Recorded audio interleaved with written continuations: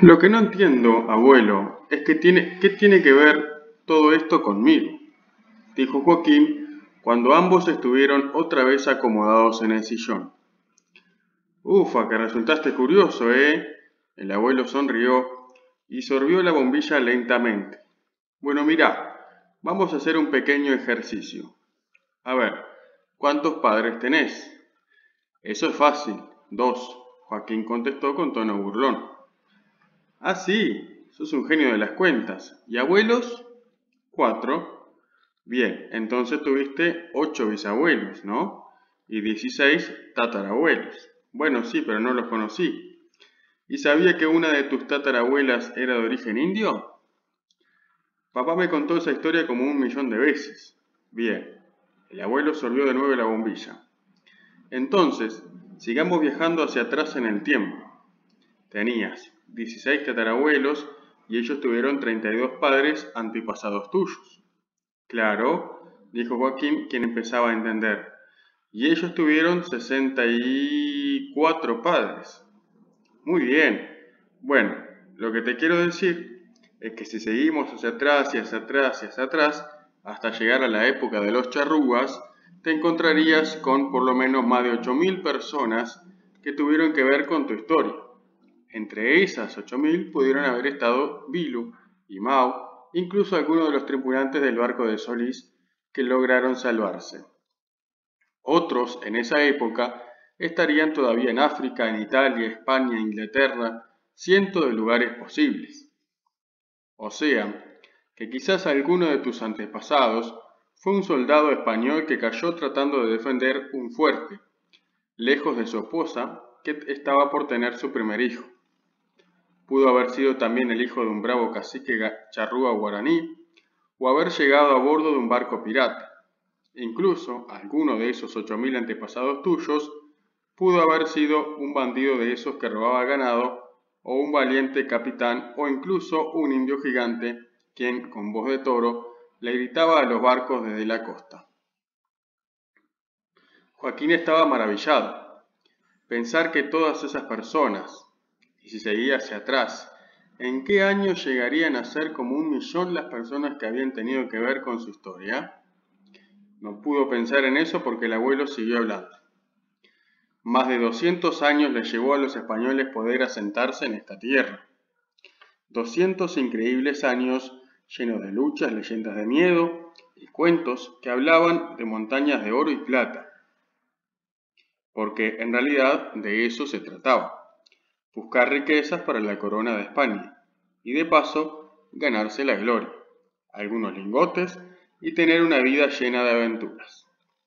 Después de la muerte de Solís, la voz corrió entre los marinos españoles. En la banda del norte del río Ancho como mar había salvajes temibles, eran lo que decían. Pero un buen día llegó a nuestras costas otra expedición. Fue entonces que, según documentos de la época, los marinos vieron algo. Allá en la costa había un indio enorme que agitaba sus brazos y gritaba con voz de toro, haciéndole señas. Nunca se sabrá si fue por orden del capitán Sebastián Gaboto o por pura curiosidad, pero lo cierto es que los hombres decidieron ir a ver de cerca a aquel gigante. Avanzaron en un bote con las armas prontas. Es que todos conocían la historia de Solís y no querían terminar igual que él. El indio gigante seguía allá en la playa, gritando como loco, y eso les causaba temor. Podría ser una trampa. Quizás allá escondidos en los médanos había cientos de indios iguales de grandes, prontos para el ataque. No se sabe bien qué sucedió con el gigante, pero los marinos lograron llegar a la costa y allí encontraron a otro indio de estatura común. La sorpresa fue muy grande cuando notaron que ese salvaje tenía la piel blanca, y fue mucho mayor cuando el indio blanco les habló en castellano, en español. Es que ese indio, entre comillas, al que se llevaron de vuelta al barco, era en realidad el propio Francisco del Puerto, el joven sobreviviente de la expedición de Solís. ¿Se acuerdan que había quedado un niño? ¿Sí? Que lo habían llevado. los charrúas. Y ese era un español que se había criado con los indios, así que era Francisco del Puerto. Una vez a bordo, Francisco le contó historias increíbles sobre las costumbres de esos indígenas que le habían perdonado la vida y lo habían criado como un hijo. Tanto se había convertido en indio Francisco que por un tiempo sirvió de guía a los expedicionarios que querían remontar el río Uruguay. Pero un día, no se sabe por qué, decidió regresar con quienes lo habían educado como un guerrero y nunca más se supo de él.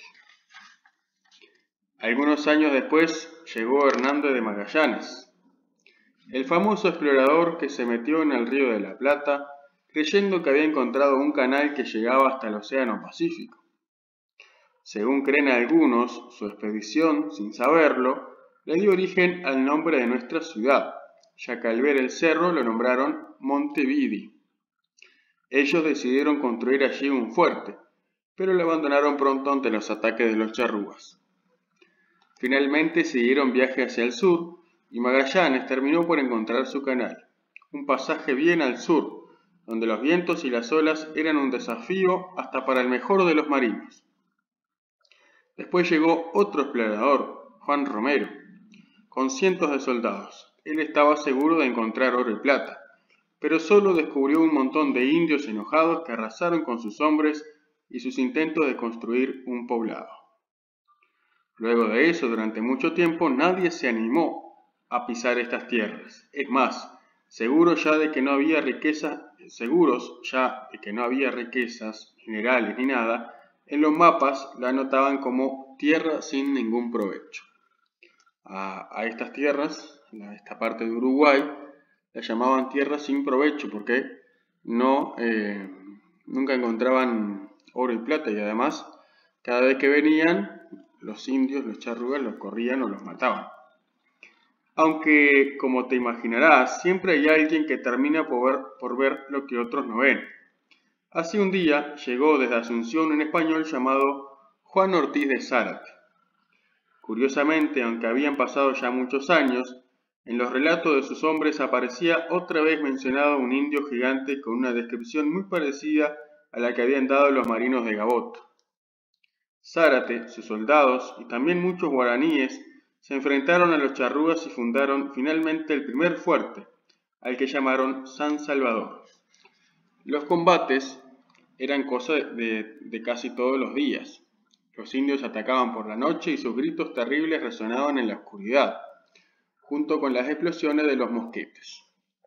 El terror invadía entonces los corazones de esos hombres solos, metidos en un pequeño lugar en una tierra desconocida.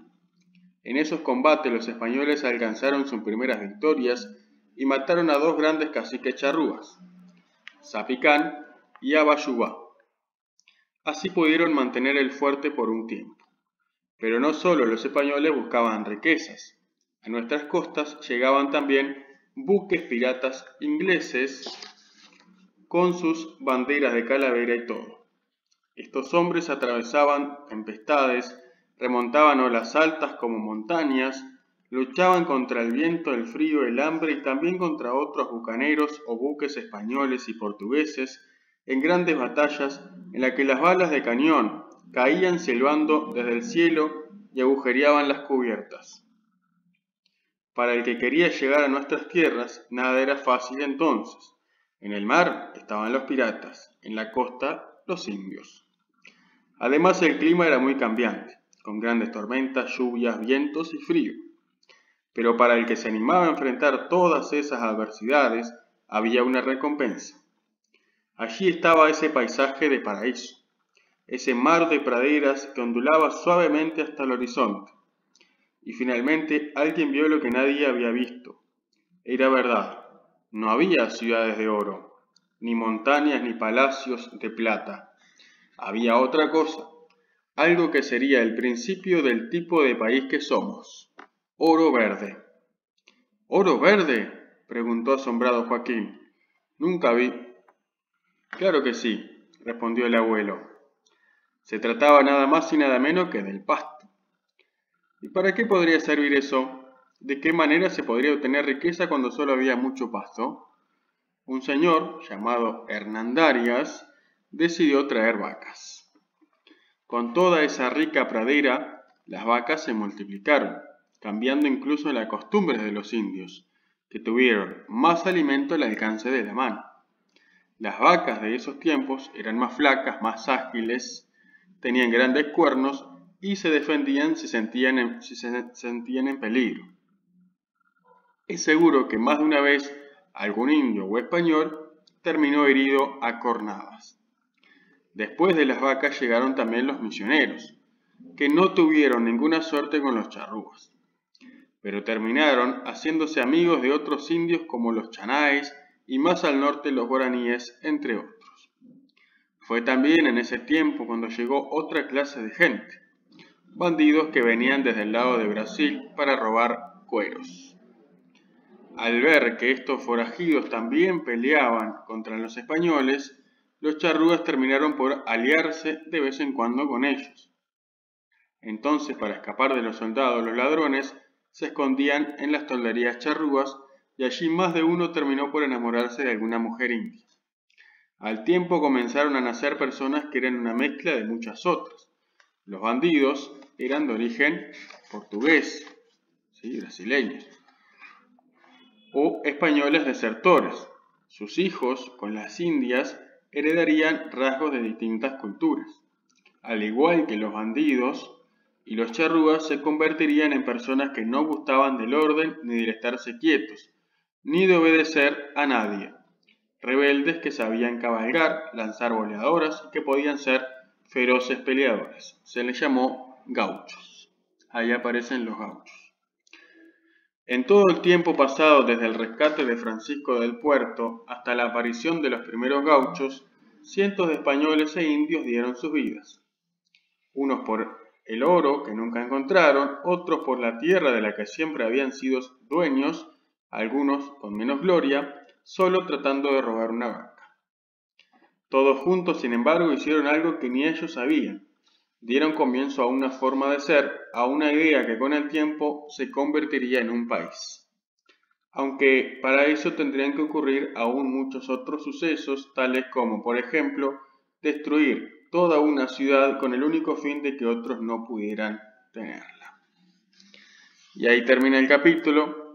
Ya les voy diciendo que el otro capítulo se llama La ciudad destruida, que bueno, como ustedes escucharon ahí en el final, que tuvieron que destruir una ciudad para que otros no pudieran tenerla. Después vamos a ver qué ciudad era y por qué tuvieron que destruirla, porque era lo que pasaba en esa época, ¿sí? Bueno, mucha información en este capítulo, porque cambia la vida de los charrúas con el descubrimiento de ese oro verde que era el pasto en las praderas, ¿sí? Que había en ese tiempo, que hay hoy en día también, y que nosotros y que muchas personas viven del campo aún, ese oro verde, y con el ingreso de las vacas, que al principio, como vieron ahí, eran más difíciles de domar, no eran tan mansas como pueden haber ahora, no eran tan domesticadas.